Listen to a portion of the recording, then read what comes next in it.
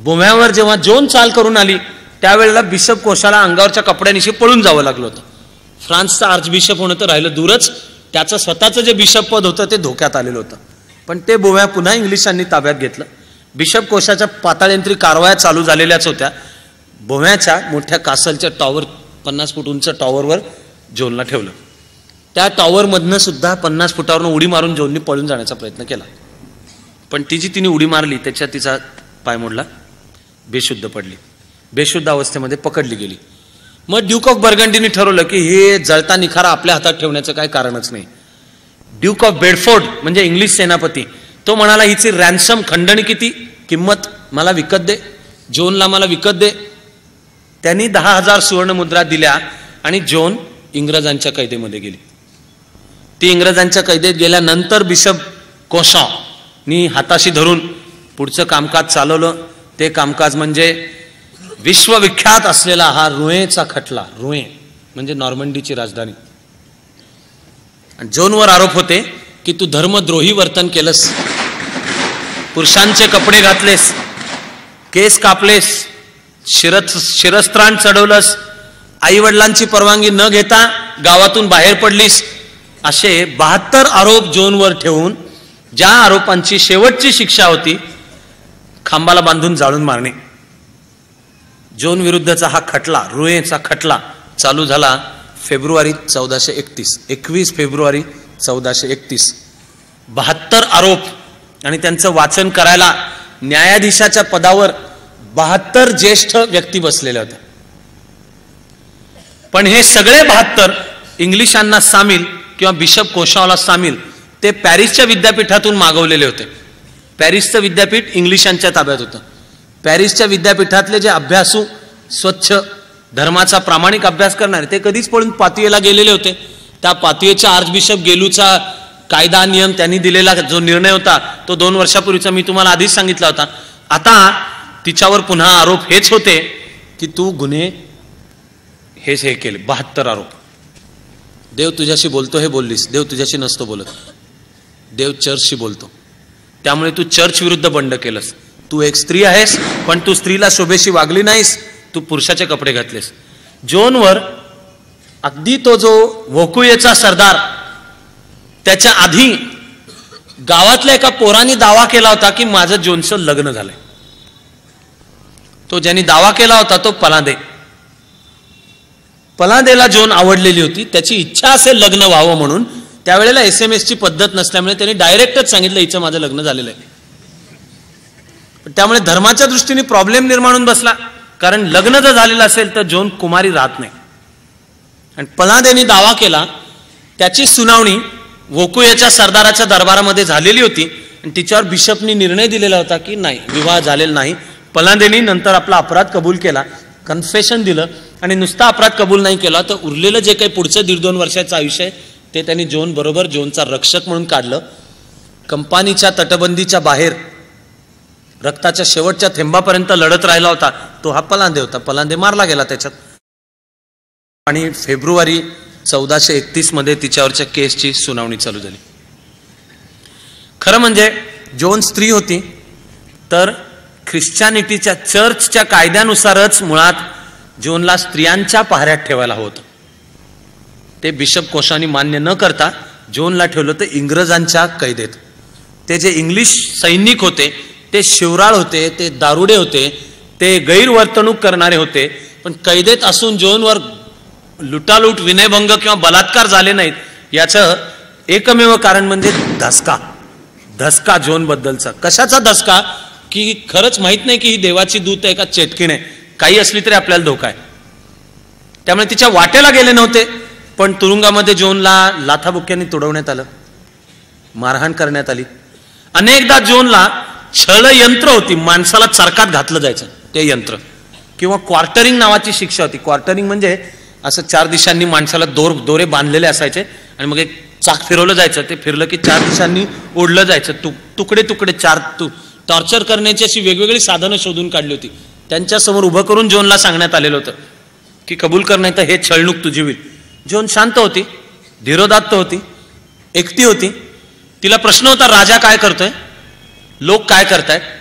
ज्या लोकांनी 8 महिन्यापूर्वी आपलं प्रचंड स्वागत केलं, ओर्ला नगरीच्या दुतर्फा लोक उभे होते, ते जोनला हात लावायला धडपडत होते. पाश्चिमात्य पद्धतीनुसार जोनच्या हाताचा किस घेणे तो आशीर्वाद समजला जात होता. ते जमत नसेल तर जोनच्या वस्त्राला माझा हात लागला, पाया पडलो. ही सगळी जनता गेली कुठे? आणि विलक्षण एकाकी तुरुंगामध्ये जोन एकटी या सगळ्याला धीरोदात्तपणे सामोरी जात होती. तिला छळाच्या दिल्या जाणाऱ्या धमक्यांचा उपयोग होत नाही. तिला नीट खायला दिलं जात नव्हतं, अंगावर घालायला नीट कपडे दिले जात नव्हते, आणि त्यानंतर आणलं जात होते ते रुहेच्या आधी भर चौकात तिची सुनावणी चालू झाली. त्यामुळे लोक पण जमा झालेले होते. आता तलवार मागे पडली, ईश्वराचे आवाजही मागे पडले. वाणीनी जोनला एवढं सांगितलेलं होतं कंपानीच्या घटनेच्या आधी की तू लवकरच शत्रूच्या हातात पडशील, त्यानंतर तुझ्या वाटेला जे येईल त्याला धीरोदात्तपणे सामोरी जा, कारण मी तुझ्या बरोबर असणार आहे. मग तिला वाणी आणि हे संतांचे आवाज सांगत होते की या सगळ्यातून आता लवकरच तुझी सुटका होणार आहे, आणि नुसती सुटका नाही तर त्यानंतर तुझी रवानगी ईश्वराकडे स्वर्गामध्ये होणार आहे. मनापाशी ती धीरोदात्तता बाळगत जोन उभी होती. खटल्याचं कामकाज चालू झालं. हे 72 न्यायाधीश बसलेले, बिशप कोशा त्यांचा सूत्रधार. कामकाज चालू होताना रुहेच्या चौकामध्ये प्रथम जोनला सांगण्यात आलं की सगळं सांगीन, सत्य सांगीन आणि काही लपून ठेवणार नाही, अशी प्रतिज्ञा घे, शपथ, ओथ. जोन म्हणली घेत नाही. म्हणजे आता हे बंडच होतं. हे धर्मसत्तेविरुद्धचं बंड आहे. आता जोन होती 19 वर्षाची आणि ती बिशप कोशाला त्या बसलेल्या 72 न्यायाधीशांच्या समोर सांगते की शपथ घेत नाही. का शपथ घेत नाही? जोननी सांगितलं की मला ईश्वराने जे सांगितलेलं आहे ते सगळं तुम्हाला सांगण्यासाठी नाही आहे, तुम्हाला सांगायला मला परवानगी नाही, त्यामुळे तुम्हाला मी काय सांगेन याची प्रतिज्ञा घेत नाही. मग निदान ह्या बिशप कोशानी आरोपपत्र तयार केलेलं होतं. आरोपपत्राला रोमन भाषेमध्ये त्यावेळेचा शब्द होता प्रोसेस व्हर्बल, आरोपपत्र. मग काही बोलणी झाली, चर्चेत एवढं ठरलं की ठीक आहे, आरोपपत्रातल्या मुद्द्यापुरता जेवढा असेल तेवढी तर शपथ घेशील का नाही की तेवढ्या मुद्द्यांचं सांगेन. ते पण जोननी सांगितलं की आपली चर्चा आणि मी तुम्हाला जे सांगेन ते या प्रोसेस व्हर्बल पुरतं मर्यादित राहील, पण त्यामध्ये सुद्धा जर तुमचा प्रश्न आला की ज्याचा संबंध ईश्वराने मला काय सांगितलं याच्याशी तर मी ते तुम्हाला सांगणार नाही. तर अशा वेळेला ठरलं की तिने फक्त सांगायचं पुढचा प्रश्न, पुढचा प्रश्न. जोनवरची सुनावणी 3.5 महिने चालू होती.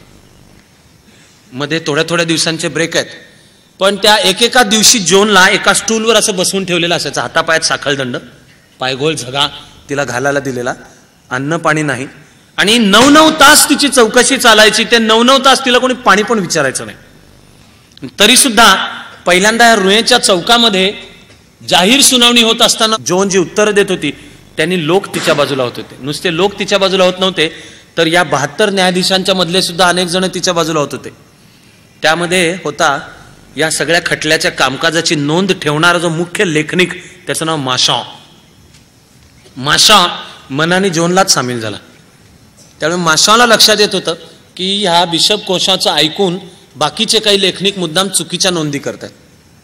जोन सर्व दिवस तल्लख आणि सावध होती. तोच प्रश्न पुन्हा आला तर जोन सांगायची की हा येऊन गेला प्रश्न, तुमचा रेकॉर्ड तपासा. जोनला प्रश्न विचारायला सुद्धा 72तले अनेक जण एका वेळी वचवत करत अंगावर यायचे. जोन त्यांना सांगायचं की मी तुमच्याच प्रश्नांची सगळ्या उत्तरं देते, पण एका वेळी एक जण बोला. ती जेव्हा उत्तर द्यायला लागेल तेव्हा तिचं ऐकून घेतलं जायचं नाही, उलट धाकधपटशा. आणि तो धाकधपटशा चालू असतानाही जोननी वारंवार अनेकदा बिशप कोशालाही सांगितलं की माझा निवाडा करण्याची तुझी योग्यता नाही, तू माझा निवाडा करण्याचं जे करतोयस त्यांनी स्वतःची जबाबदारी फार मोठी अंगावर घेतोयस आणि तुला याची किंमत मोजायला लागेल. इंग्लिशांना तर सोडून जावंच लागेल. ती तिच्या भविष्यवाणीमध्ये कालखंड सांगत होती की माझे शेवटचे 3 महिने राहिले, मला ईश्वराने स्वर्गाचं वचन दिलंय, पुढच्या 7 वर्षामध्ये पॅरिस पण मुक्त होणार आहे आणि पुढच्या 20 वर्षांच्या मध्ये तुम्हाला पण हे सोडून जावं लागणार आहे. त्याच्या पुढचे 1000 वर्ष पुन्हा फ्रान्सच्या वाटेला तुम्हाला जाता येणार नाही. हे चर्चचे जे बिशप होते हे पॅरिसचे म्हणजे इंग्लिशांना सामील, बिशप कोशा सामील, ड्यूक ऑफ बेडफोर्ड आणि ड्यूक ऑफ बर्गंडी हे इंग्लिशांना सामील. एकटी जोन उभी राहून या प्रश्नांची उत्तर देत होती. मग तू आत्महत्येचा प्रयत्न केलास. आत्महत्येचा म्हणजे ख्रिश्चॅनिटीमध्ये आत्महत्येला परवानगी नाही आहे. ईश्वराने दिलेला जन्म आहे, तो ईश्वर सांगतो तोपर्यंत पाळायचा. तू आत्महत्या कुठली, त्या भुवेच्या टॉवरमधनं जी उडी घेतलेली होती, जोननी सांगितलं सुटून जाणे माझा हक्क आहे. त्या नादामध्ये मी पडले आणि बेशुद्ध होते, आत्महत्येचा प्रयत्न नाही. आई वडिलांची परवानगी घेतलेली नव्हती. जोनी सांगितलं मला तसा अजून आदेश नव्हता, पण वोकेयूच्या सरदारांनी जेव्हा माझी शिनावकडे रवानगी केली त्यावेळेला मी आई वडिलांना सांगितलं, चर्चमध्ये मी कन्फेशन दिलं आणि मला बिशपनी क्षमा केलेली होती. खटल्याच्या काळामध्ये 2 मुद्दे तर जोननी अनेकदा सांगितले. त्यातला एक मुद्दा आहे, जोन पुन्हा पुन्हा सांगते की पॉतियेची कागदपत्र मागून घ्या. या सगळ्या मुद्द्यावर पॉतियेनी सुनावणी केलेली होती. हे जे कोर्ट होतं हे बिशपचं कोर्ट होतं आणि पॉतियेची सुनावणी करून ज्यांनी निकाल दिला ते आर्च बिशपचं कोर्ट होतं. म्हणजे वर्तमान काळाच्या भाषेत सांगायचं तर हायकोर्टाने एकदा ज्या आरोपीला निर्दोष ठरवलेला आहे त्याला डिस्ट्रिक्ट, केवळ डिस्ट्रिक्ट नव्हे तालुक्याच्या कोर्टाने दोषी ठरवण्यासारखा उद्योग आहे. आर्च बिशप गेलूनी 2 वर्षापूर्वी या सगळ्या तपासण्या करून जोनला नुसतं निर्दोष नव्हे, त्यांनी सर्टिफाय केलं होतं की ही ईश्वराची दूत आहे. चर्चनी सांगितलं होतं पुरुषाचा वेश धारण कर, चिलखत घे, केस काप आणि ही तुझी ध्वजा, फिरबुवाची जी तलवार आहे ती. तर आता जे जे चमत्कार झाले ते बिशप कोशा तिच्यावर उलटवत होता. चमत्कार झाले हे मान्य, पण म्हणजे तू चेटकी नाहीस, सैतान तुझ्या तोंडून बोलतो. 3 महिने जोन शांतपणाने या सगळ्याला सामोरे जात होते. कुठल्याही छळाच्या धमक्या, अन्न पाणी न देणे, लाथाबुक्क्यांनी होणारी मारहाण, याला कशालाही ती बदली नाही. 22 मे 1431 ला एक दिवस असा उजाडला की जेव्हा जोनच्या अंगात ताप होता. आधीच्या अनेक दिवस तिला खायला प्यायला मिळालेलं नव्हतं. इंग्लिश सोल्जर तर तिला लाथाबुक्क्यांनी तुडवत होतेच होते. गलित गात्र त्राण गेल्यासारखी स्थिती झालेली होती जोनची.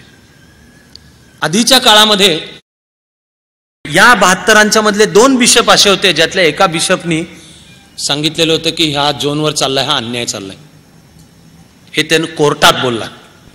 जसं पॉतियेचे कागदपत्र मागवून घ्या असं जोन सांगत होती, तसं जोन हेही सांगत होती की माझा निवाडा करण्याचा हक्क पोपलाय, मला तुम्ही रोम समोर घेऊन जा. कोर्टाच्या कामकाजामध्ये बिशप कोशानी तिला एकदा विचारलेलं होतं की तू कोणता पोप मानतेस, कारण त्यावेळी 3 पोप होते. त्यांचं पण आपसात भांडण चालू होतं की खरा पोप कोण. त्यामुळे तिला ट्रॅप करण्याकरता म्हणून विचारलेलं होतं की तू कोणता पोप मानतेस. जोननी फक्त उलटा प्रश्न एवढाच विचारला की म्हणजे 51 जास्ती पोप आहेत का. म्हणजे आता बिशप कोशाची गोची की आता जर सांगावं 51 जास्ती तर म्हणजे तो स्वतःच धर्मद्रोही ठरतो. कोर्टाच्या कामकाजाच्या काळातला ख्रिश्चॅनिटीच्या दृष्टीने एक प्रश्न सगळ्यात ट्रिकी, मूळ प्रश्न आहे, त्याचं इंग्लिश भाषांतर मूळ आहे, are you in a state of grace, G capital. ईश्वराची कृपा तुझ्यावर झालेली आहे का. हा प्रश्न ऐकल्यावर ते जे चौकशी मंडळ होतं त्यातला सुद्धा एक न्यायाधीश उठून उभा राहिला आणि तो जोनला ओरडून त्यांनी सांगितलं की या प्रश्नाचं उत्तर देऊ नको. का देऊ नको. ती 19 वर्षाची एक निरक्षर स्त्री होती जिचा काय फार धर्मशास्त्राचा अभ्यास झाला असं चित्र नाही. ग्रेस, ईश्वराची कृपा ज्याच्यावर होते तो सांगू शकत नाही. ती सांगणं हाही धर्मद्रोह आहे. म्हणजे are you in a state of grace हा मूळ प्रश्न विचारणं सुद्धा त्याला खरं म्हणजे म्हणतात नल अँड वाईड. कायद्याच्या भाषेत हा अवैध, कायदेबाह्य मुळात प्रश्नच आहे. कारण काही उत्तर दिलं तरी जोन पेचात सापडणार आहे. नाही म्हणावं तर त्याचा अर्थ ईश्वराचे तुझ्यावर कृपाछत्र नाही, त्यामुळे तुझे बोलतेस ते सगळं खोट आहे. हो म्हणून बसावं तर म्हणणे आलं सदेह सगुण साकार असताना निर्गुण निराकाराची माझ्यावर कृपा झाली हे बोलणं ह्या धर्माचा द्रोह होता. Are you in a state of grace याचं ती उत्तरच देऊ शकत नाही. तर कोर्टाच्या कामकाजाने शब्दशः जोनचं जे मूळ नोंदवलेलं उत्तर आहे त्याचा मराठी तर्जुमा मी तुम्हाला सांगतोय. ते मूळ मराठी उत्तर आहे की जर मी ग्रेसच्या स्टेटमध्ये असेन तर मी तशीच राहावी आणि जर नसेन तर ईश्वराची कृपा माझ्यावर व्हावी, एवढंच माझं म्हणणं आहे. पुन्हा बिशप कोशा अडचणीतच हे शेवटपर्यंत होत राहिलं. 22 मे 1431 ला जोनला एकदा रोयेच्या चौकात आणण्यात आलं. नंतर ही सार्वजनिक चौकशी थांबली. इन कॅमेरा बंद चालू झाली, कारण जोन उत्तरं इतकी चपखल आणि चतुर देते की लोक तिच्या बाजूने वळतात हे बिशप कोशाच्या लक्षात आलं. गुप्त चौकशी चालू झाली. चौकशीची पहिली फेरी अनिर्णित झाली म्हणून दुसऱ्या फेरीमध्ये 72च्या जागी 36 चौकशी करणारे न्यायाधीश झाले. ज्यांच्याबद्दल शंका संशय होती त्यांना बिशप कोशानी काढून टाकलं. चौकशीची दुसरी फेरी झाली, त्या फेरीमध्येही काही अनिर्णित राहिलं. चौकशीच्या तिसऱ्या फेरीला फक्त 12 न्यायाधीश चौकशी करणारे उरले, आरोपही उरले शेवटचे 12च आरोप उरले. खरं म्हणजे तेच पुन्हा पुन्हा होतात. रोज कोर्टाचं काम चालू होताना बिशप कोशा जोनला म्हणायचा शपथ घे. जोन सांगायची शपथ घेणार नाही, मी कोणत्याही शपथेला बांधील नाही. ही जी शेवटची सुनावणी चालू झाली त्यावेळेला बिशप कोशाने जोनला सांगितलं की तू चर्च मिलिटंटला शरण ये. चर्च मिलिटंट म्हणजे अवकाशातला जो ईश्वर आहे ते आहे चर्च ट्रायम्फंट, ईश्वरी राज्याच्या विजयाचा चर्च. त्या चर्चचं पृथ्वीवरचं प्रतिनिधित्व करणारा म्हणजे चर्च मिलिटंट म्हणजे रोम व्हॅटिकनचा पोप, त्याला शरण आहे. जोननी सांगितलं की पोपला तर मी मानतेच, पण मी ईश्वराशी बोलते. तुझा जो चर्च आहे म्हणजे चर्च मिलिटंट तू जे म्हणतोयस त्याला असेल तर मी शरण येण्याचं त्याला काळ समजत नाही. बिशप कोशाने सांगितलं सबमिट, शरण जा, चर्चला शरण जा, तर तुला माफी देतो, धर्मामध्ये पुन्हा सामील करून घेतो, नाहीतर धर्मबाह्य काढून टाकतो आणि जाळून मारतो. जोननी सांगितलं तुम्ही जे करायचं ते करा, ईश्वर माझ्याशी बोलला. ईश्वराने इंग्लिशांना सांगितलं निघून जा. 22 मे 1431 मध्यभागी स्टेक निर्माण केला. जोनला त्याच्यावर आणलं आणि बिशप कोशा तिला हळूच तिच्या जवळ आला आणि सांगितलं की शेवटची एकदा तरी आता माफी माग. बिशप कोशाने जोनवर एक उलटा पेच टाकलेला होता. तो होता एक दुसरा बिशप निकोलाय. ह्या बिशप निकोलायला तुरुंगामध्ये भेटायला सांगितलं होतं जोनला. प्रेमाने बोल, जेवाय खायला दे. जोनची एकमेव इच्छा होती मरण्यापूर्वी आपल्याला कन्फेशन देता यावं. बिशप निकोलाय म्हणाला मी तुझं कन्फेशन घेतो. कन्फेशन तिसऱ्याला ऐकायला परवानगी नाही. कन्फेशन मध्ये जे सांगितलं जाईल ते पुरावा म्हणून कुठे वापरता पण येत नाही. पण बिशप कोशाला सगळं काढून तर घ्यायचं होतं आणि त्याचा वापर तर करायचा होता, म्हणून बिशप कोशाने जोनवर टाकलेला डाव होता. बिशप निकोलायनी कन्फेशन घेतलं, पण ती जी कन्फेशनची खोली होती त्याला बिशप कोशाने भोक पाडून ठेवलं. त्या भोकाला कान लावून बिशप कोशा ऐकत होता. आणि जे कन्फेशन द्यायचं होतं मरण्यापूर्वी त्याच्यात जोननी सांगितलं, राजाच्या कानात काय सांगितलं ते जोननी सांगितलेलं आहे की मी राजाला ईश्वराचा निरोप म्हणून सांगितला की तू अनौरस पुत्र नाहीयेस, तू औरसच आहेस आणि तू होणार आहेस फ्रान्सचा राजा. हा ईश्वराचा जो संदेश आहे तो मी तुला त्याला सांगितलेला होता. हेही कळलं.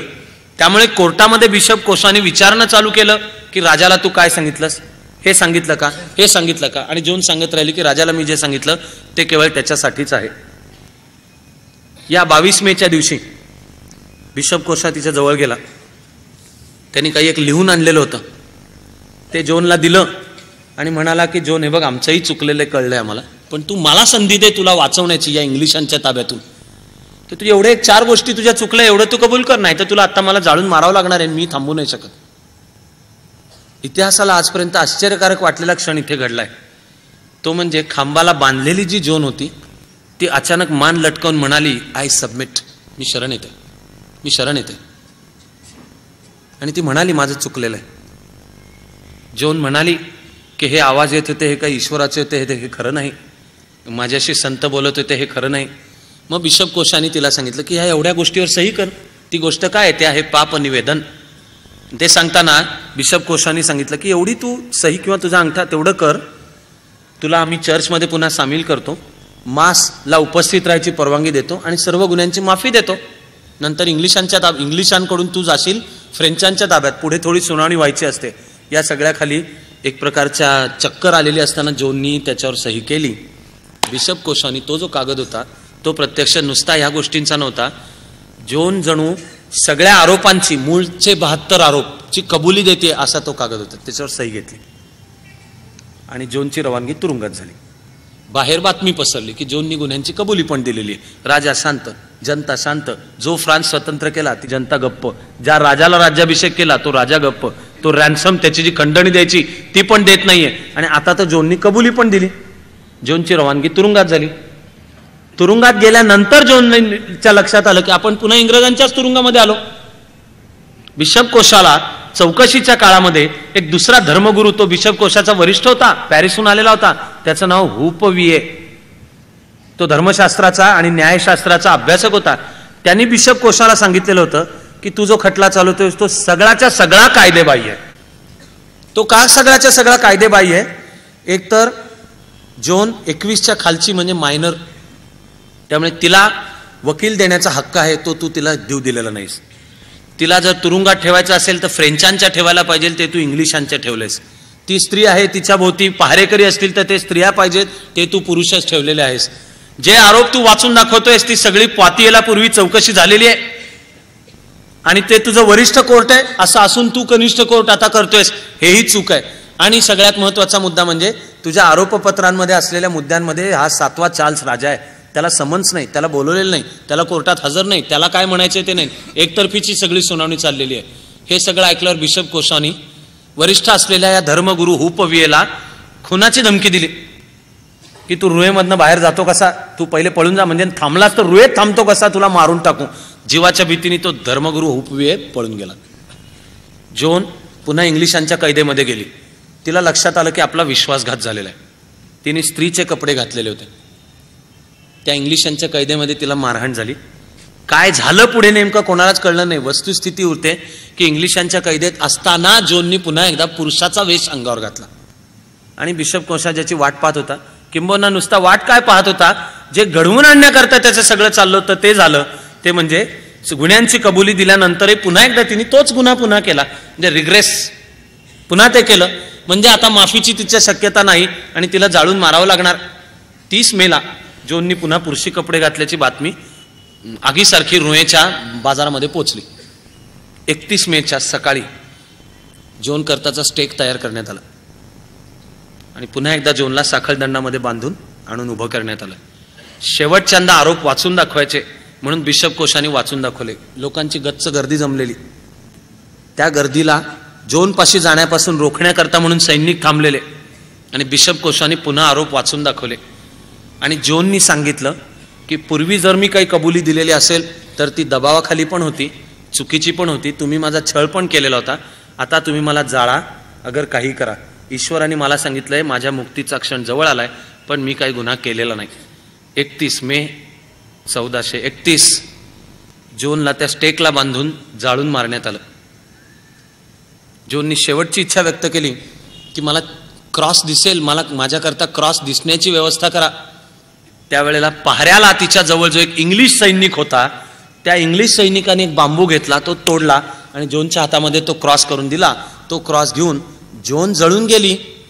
पण त्यावेळेला जे पेटलं ते आधी फ्रान्स आणि त्याच्या पाठोपाठ मानवापर्यंत मुक्तीचा, स्वातंत्र्याच्या, स्त्रीच्या समतेचा हा नवा निरोप. आपल्यालाही जे स्वप्न, जे भारत मातेच्या स्वप्नाने आपण सुरुवात केली त्याची तुमच्या माझ्याकरताची ही कहाणी आता आपण आपल्या रोजच्या प्रार्थनेच्या सुरांच्या मध्ये पूर्ण करूयात.